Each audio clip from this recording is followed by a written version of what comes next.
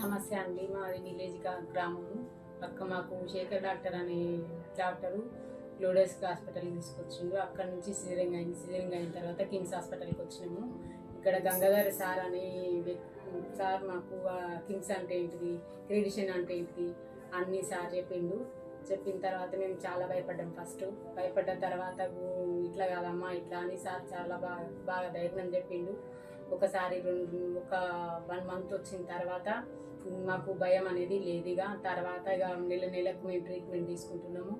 ఇప్పటి వరకు మాకు ట్రీట్మెంట్ కంప్లీట్ అయిపోయింది. మదార్ అనే వ్యక్తి చాలా ఇప్పుడు రికవర్ అయిపోయిండు. ఇప్పుడు మాకు చాలా బాగా అనిపిస్తుంది. గంగాధర సార్కి నమస్కారం.